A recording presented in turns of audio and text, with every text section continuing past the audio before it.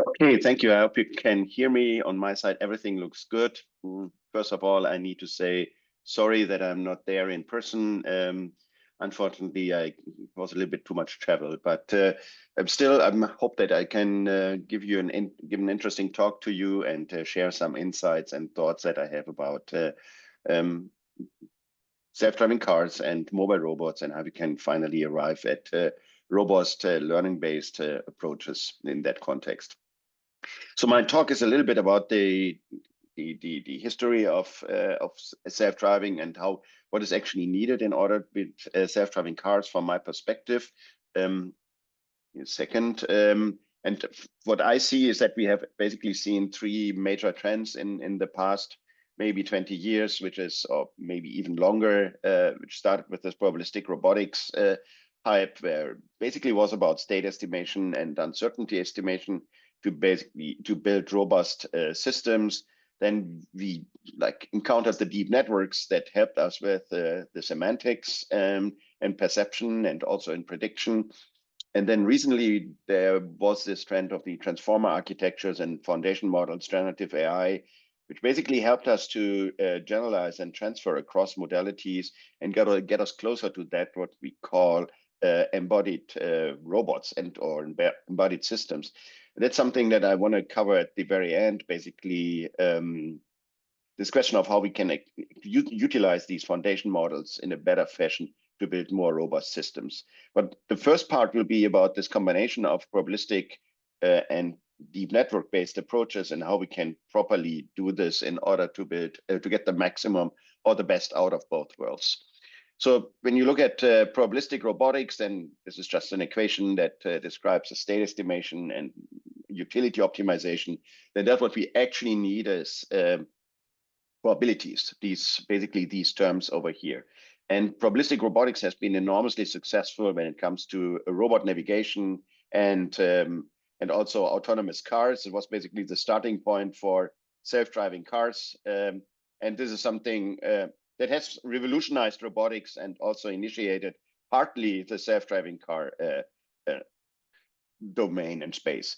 So the reason for this is that with these approaches, you can get enormously accurate, even in dynamic environments. Right, here's an example of an experiment that we did a few years ago, where we basically could demonstrate that the localization accuracy, even when you cover like the majority of the perceptual field of the LiDAR that this robot is equipped with, then the accuracy lies in the range of millimeters and like way below 1 degree, which basically means that we do have accurate pose estimates. And this is an enabler for navigation and factory floors, but also self-driving cars, because some of the tasks simply become easier, right? So what you need to solve there is basically stay on the road, don't get hit and don't hit anything. And the first of those is actually basically relatively easy when you know exactly where the vehicle is. When you look at the software stack of a self-driving car, then typically such a stack looks like this over here. We start with the sensors and we have this kind of like interpretation module where we do something with the sensor data and then we feed them into mapping and localization components, generate a map, which we then use for localization. And then based on this, we typically perform prediction, then planning, control, and there it goes to the actuators and the car drives. And from my perspective, where probabilistic robotics is particularly strong at is this mapping and localization part. Partly also prediction, but I think there's a way more or way better techniques out there right now, for example, from the space of deep learning. So this is where we are basically strong and what has basically enabled the navigation component and the localization component of self-driving vehicles. Right, and this has also led to applications in the mapping space. And here is one example of a startup that I created together with some of my students a few years ago. We are basically trying to build highly accurate indoor-outdoor models of real estate buildings, but this can also be parking garage. If you think about a valet parking application, and this is something that would be super useful for a valet parking case where the vehicle can actually localize itself autonomously in a parking structure. And so this is basically something that we are able to do these days and what is a basis for many self-driving car stacks out there. And here you see the most accurate 3D model of the Freiburg Cathedral, and you can also see the indoor structures partly that are underneath the earth. But like when we have a closer look at this question of like what is actually the advantage of self-driving of maps for self-driving cars, then we can see that they are super useful for perception, because they sometimes help us identifying objects, or for example, comes to traffic lights and you exactly know where the vehicle is and where the traffic light is, then detecting the status of the traffic light becomes much easier rather when you don't have this information, right? Also, when it comes to tracking, localization, prediction, planning, control. So these maps have numerous applications in the self-driving car space. However, right, usually these maps are extremely difficult to acquire, right? This is more or less a 3D representation. So this geometry, the geometry is typically easy.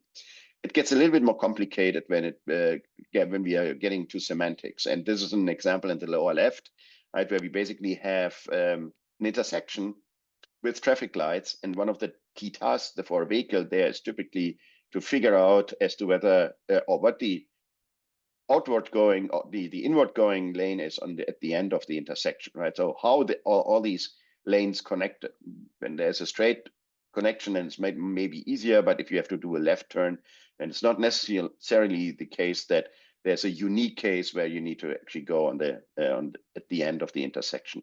So this is a severe problem, and this is typically done nowadays still by so-called map operations teams, and many self-driving car companies have super expensive and large map operations teams that do nothing else but basically defining, for example, the topology of the road network in order to perform the navigation task for the vehicle and the planning. Right. There's other maps, and this is one on the right-hand side that I took from a Waymo page. I don't know what this is useful for, but I can only make a guess. And my guess is that this is a ground plane or the ground point representation, basically all the points that correspond to the ground. And when you subtract these points from your current LiDAR scan, then all of a sudden all your objects are isolated and things become much easier when it comes to object detection and object identification, for example. So this is what is all needed in order to build a self-driving car. And as I tried to explain before, this can be extremely expensive. So, but on the other hand, these maps also pose challenges because they're mostly static. And whenever we are in an environment that is dynamic, like the real life, right, then we often encounter situations like this one over here in typical road in Ann Arbor in the winter, where most of the lane markings are basically not visible simply because of the mud that is on the snow that is on the road and the water. So the assumption of the availability of the features that are contained in the map are not always given, right? And that in turn then introduces this requirement of performing change detection, or performing domain adaptation, and so on. And again, updating those is very, very important.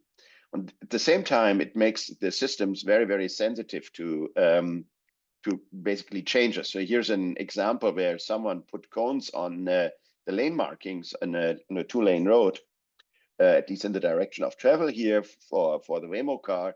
And it turned out that in this case, the car actually got stuck on the road, and roadside assistants need to come up and basically rescue the car out of that situation. So it means that minor changes of these maps might result in complete failures of the vehicles. And this is an enormous problem.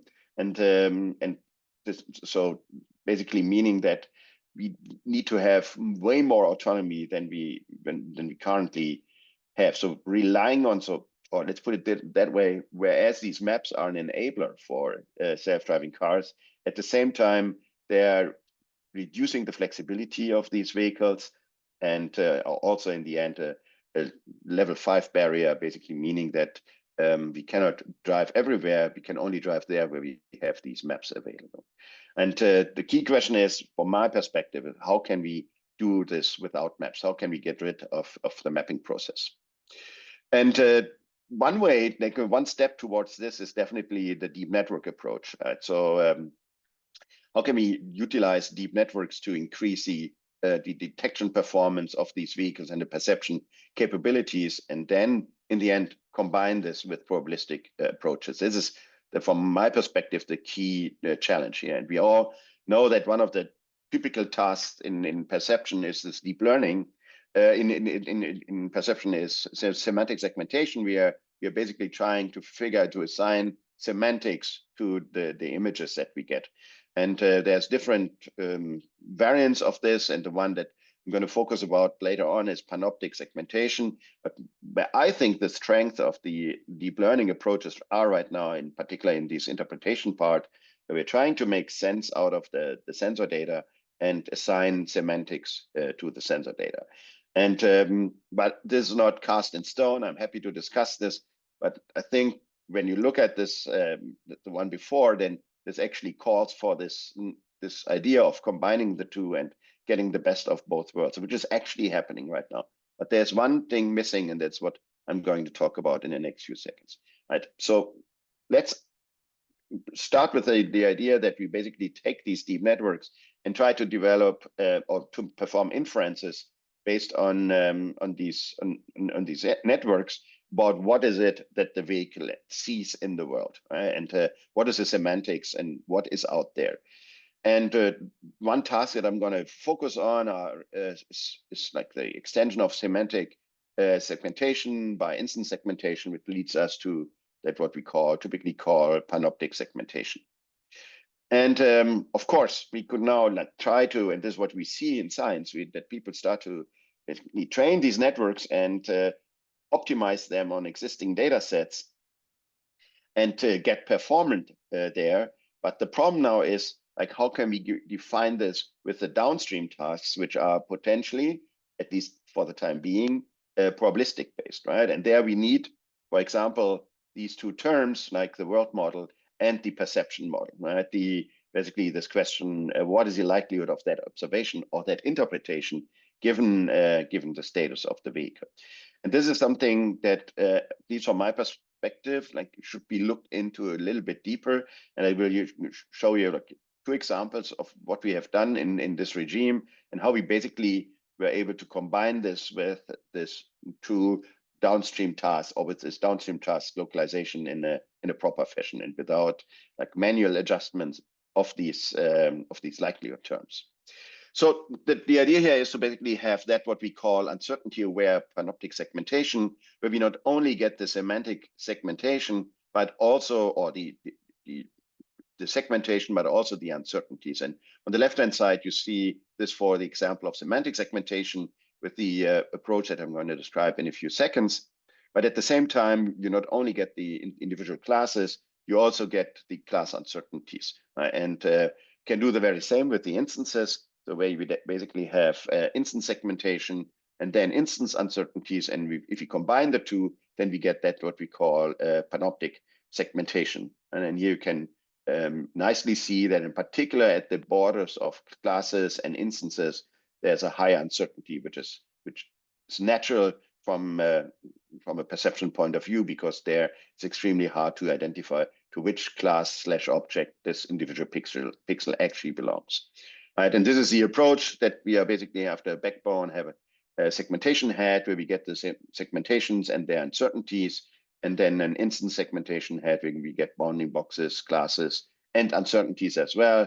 Then we perform a fusion on the right-hand side, which leads us to the panoptic segmentation and the corresponding uncertainties.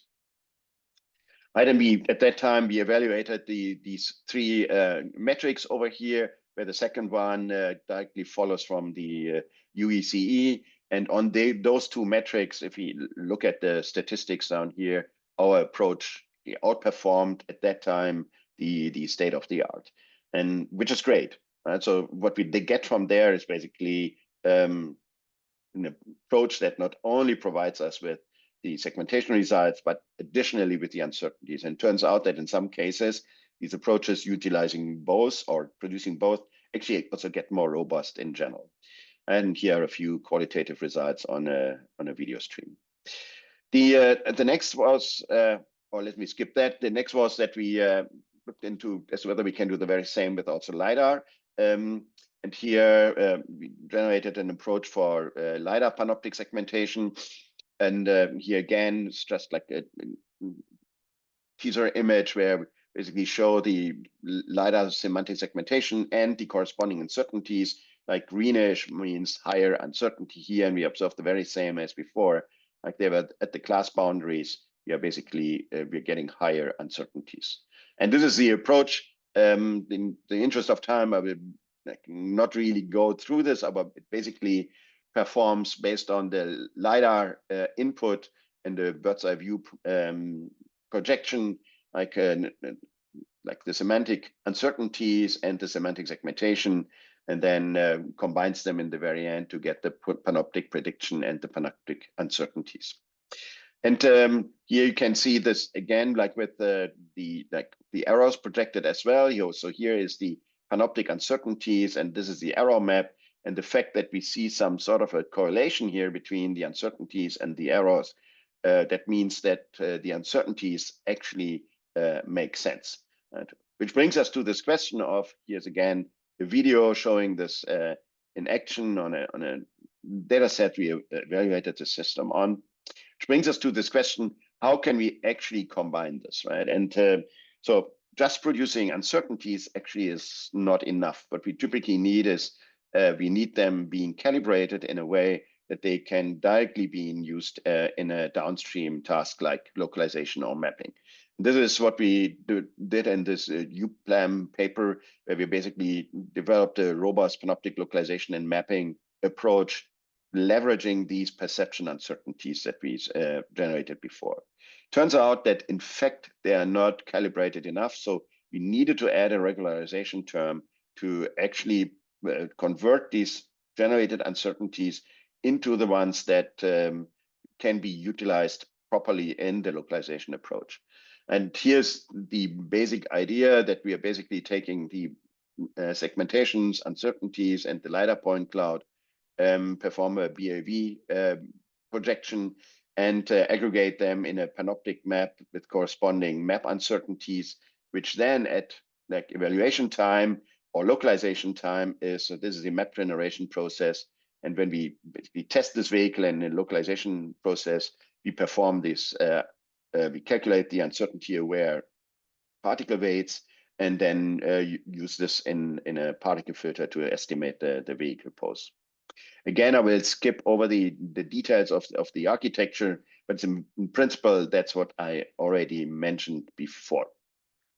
So what you can see here now is the elevation of this, like truly like this bluish cloud here, or point cloud over here, is basically the particle filter trying to track the vehicle based on this panoptic segmentation, and the uncertainties, given the map plus the corresponding uncertainties as well. And whenever these point cloud stretches out, that means that we don't have a lot of vertical features that allow us a proper longitudinal estimate of the vehicle on the road. So what we rather have here is then an uncertainty in the direction of travel when we don't observe vertical structures like light poles or traffic lights. This is so this is like an important step from my point of view, because we now, with this regularization, we can directly use the outputs of the deep network approaches into downstream tasks for like mapping and localization. And that again brings me to this question, like, do we really need maps? That's something that I really would like to understand a little bit more in the future.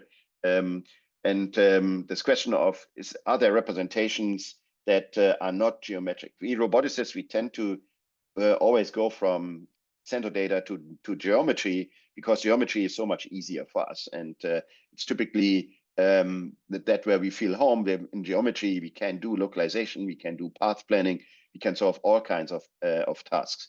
And this is something that we have been working on in the past as well. And I think there's a lot of more to go. Like basically, that if we don't need maps, right, then we can get rid of these map operations teams and basically make the self-driving car development much more effective. And so one task, for example, could be this learning of the topology from bird's eye view sensor data, where from looking at like a look at a bird's eye view image, or it could even be a satellite image, trying to infer the topology and of the road network, which is particularly relevant in the context or in the case of intersections. This is an approach that we developed a few years ago. Basically, we call this lane graph net. We have an improved version of this as well.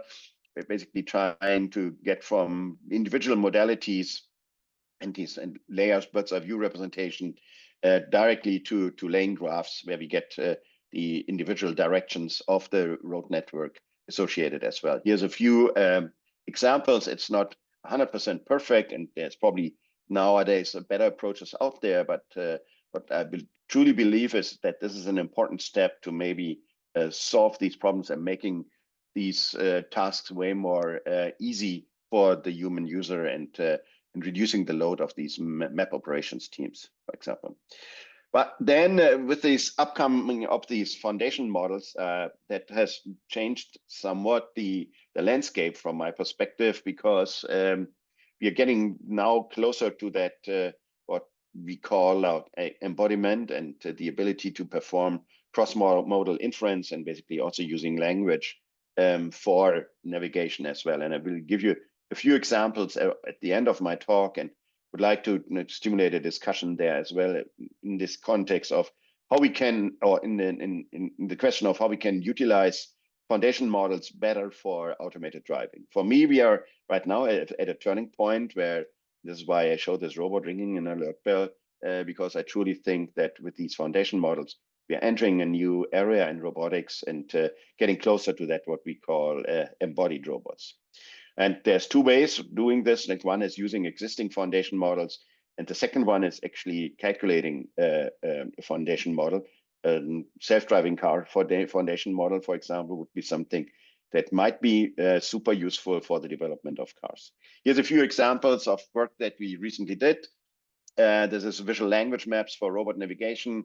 It's a work where we are basically trying to navigate with the robot, or instruct the robot to perform navigation tasks based on language instructions, and this in a zero-shot fashion. This is what these models typically allow you to do. And here, for example, the robot has no classifier for keyboards whatsoever.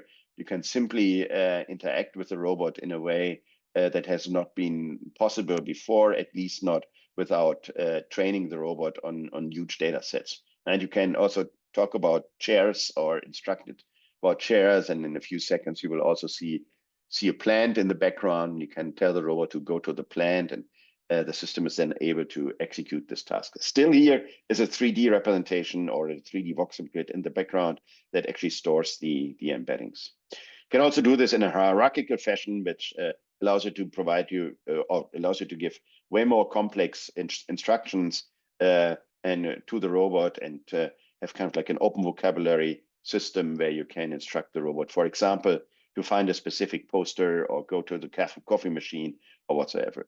And this is something that is super useful in the context of robotics. I also believe that there's definitely an application in the self-driving car space, for example, when it comes to modeling behavior of other drivers, or the behavior of, or the different scenes or edge cases. The definition of edge cases, or the generation of edge cases, would be extremely useful to have such systems attached to, for example, simulation tools. And yeah, so here we also did some experiments for where we actually used these foundation models for vision-based localization. And we found that they are in particular useful when these images, or the query image and the reference images, are very different in terms of illumination and also viewpoints, right? So there might be zero overlaps in when it comes to the individual pixels of an image, simply because of the transfer through the language component. You can actually get into a situation where the localization becomes way more robust. And here is one example, and that what you see here, this greenish thing in the corner, is we call this living art portrait. It's based on moss to actually make the air a little bit better. And that plays a role in our evaluations as well. So here is this question of that what we were able to do with this approach was basically to try to learn which objects are relevant for performing a navigation task. And so what we did is we basically told the system to not focus on that what is called a living wall portrait in the navigation task. And we've realized that when we do this, the localization performance drops dramatically and goes down maximally compared to all other objects that we could actually remove from this data, which basically means that you now arrive in a situation where you can instruct a system to focus on certain aspects in the navigation task. And this is something that is pretty interesting because then it will allow you to basically tell a system to look for specific parts of specific aspects in order to robustify a task like localization. And here's another example that it's a completely different domain, but also shows the power of these systems for example, collision avoidance here. But this is just like a robot vacuum cleaner. And so there might be things that the robot should actually avoid and not go or run over. And there might be things that it should go over. And this is basically also something that the self-driving car needs to decide. And what we did here is we trained a small network based on the training data coming from a vision language model. And in order to actually learn a policy for these navigation tasks. And in the interest of time, I will only quickly go over this. The interesting part here is that we were actually able with this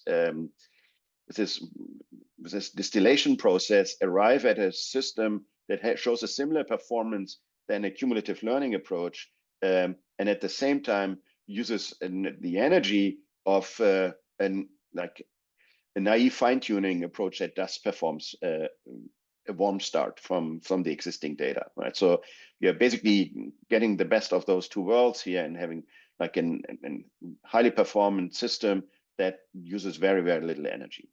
And this is also particularly relevant for self-driving cars because there you actually probably need fewer compute resources than we right now have in order to make this all financially feasible.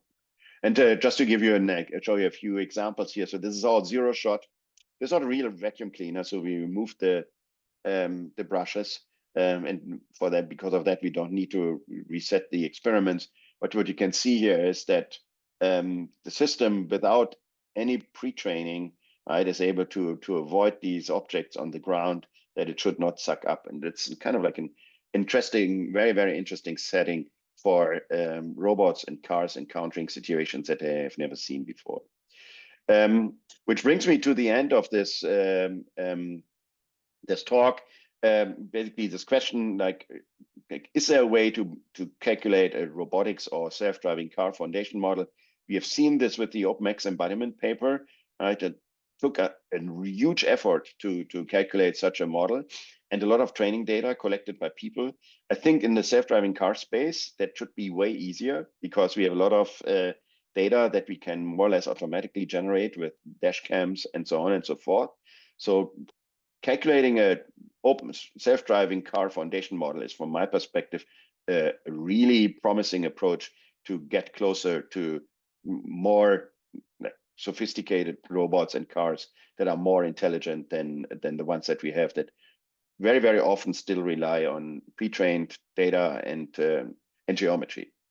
And this is a paper that published by colleagues recently, where the spider web representation basically shows that we are not yet arrived at the there where we would like to be. But I think from my perspective, this is a very, very promising approach for the future, looking into this question of how can we actually learn a foundation model for robotics and self-driving. Right. So what it requires from my perspective for the future is probabilistic robotics still. I'm happy to not needing it anymore. I think deep learning will not go away and will be also a key component in the future. And if you combine the two, we need calibrated uncertainties. From my perspective, more research needs to look into this. And then finally, also this question of how we can like train and build our own foundation models for solving these navigation tasks. And with that, I'm done, and I hope you enjoyed the talk, and I'm happy to get your questions.